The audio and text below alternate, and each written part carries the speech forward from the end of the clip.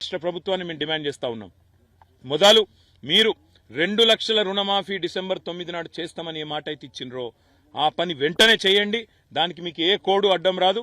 అవసరమైతే ఎన్నికల కమిషన్కు ప్రత్యేకంగా లేఖ రాయండి. ఇది మా ఎన్నికల హామీ, వెంటనే నెరవేర్చాలనుకుంటున్నాం. మేము ఈ వెంటనే చేసి రైతుల్లో భరోసా నింపాలనుకుంటున్నాం. ఇప్పటికే దాదాపు 200 మంది రైతులు ఆత్మహత్యలు చేసుకున్నారు. కాబట్టి ఈ విషయంలో ప్రభుత్వం వెంటనే స్పందించాలనేది మొదటి డిమాండ్. రెండవది, ఖచ్చితంగా ఈ ప్రభుత్వం చేయవలసింది, మీరిచ్చిన మాట ప్రకారం రైతు భరోసా ఏదైతే 15,000 రూపాయలని మీరు చెప్పినరో, కేసీఆర్ 10,000 ఇస్తుండు, నేను 15,000 ఇస్తా అన్నావు.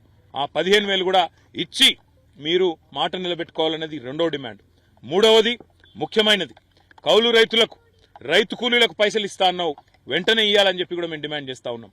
నాలుగవది, రైతులకు ఎక్కడెక్కడైతే ఈరోజు పంట నష్టం జరిగిందో, మీ నిర్లక్ష్యం వల్ల పంట నష్టం జరిగిందో, మీరు నీళ్లు ఇవ్వకపోవడం వల్ల పంట నష్టం జరిగిందో, మీరు చెరువులు నింపకపోవడం వల్ల, మీరు వాగుల్లో నీళ్లు పంపు చేయకపోవడం వల్ల నష్టం జరిగిందో, ఆ రైతులకు గతంలో కేసీఆర్ గారు ఉన్నప్పుడు ఎకరానికి 10,000 రూపాయలు ఇస్తూ ఒక గవర్నమెంట్ ఆర్డర్ తెచ్చిండు.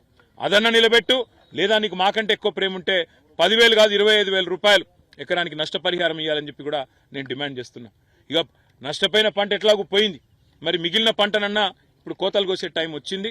నేను రేవంత్ రెడ్డిని డిమాండ్ చేస్తున్నా, పోయిన పంటకు నష్టం జరిగిన పంటకేమో ఎకరానికి 10,000 రూపాయల 25,000 రూపాయల ప్రభుత్వం నిర్ణయం తీసుకోవాలి, వెంటనే నష్టపరిహారం ఇవ్వాలి. పంట ఏదైతే కోతకొస్తున్నదో తొందరలో కొనుగోలు కేంద్రాలు ప్రారంభించాల్సిన అవసరం ఉంది. మీరే చెప్పినరు 500 రూపాయలు క్వింటాల్కు బోనస్ అన్నావు, మరి ఇప్పుడు వెంటనే క్వింటాల్కు బోనస్ అన్న ప్రకటించు. ఏ ఎన్నికల కమిషన్కు అవసరమైతే ప్రత్యేకంగా పోయి వాళ్ళకు ఉత్తరం రాసి ప్రత్యేకంగా కలిసి, రైతులు కష్టాల్లో ఉన్నారు కాబట్టి చేయక తప్పడం లేదని చెప్పి వాళ్ళ పర్మిషన్ తీసుకొని వెంటనే మీ చిత్తశుద్ధి చాటుకోవాలని చెప్పి కూడా నేను రాష్ట్ర ప్రభుత్వాన్ని డిమాండ్ చేస్తున్నా.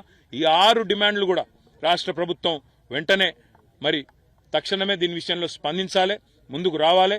రైతుల మీద ఏమాత్రం ప్రేమ ఉన్నా, ఈ ప్రభుత్వానికి ఏమాత్రం చిత్తశుద్ధి ఉన్నా వెంటనే స్పందించి ముందుకు రావాలని చెప్పి కూడా డిమాండ్ చేస్తూ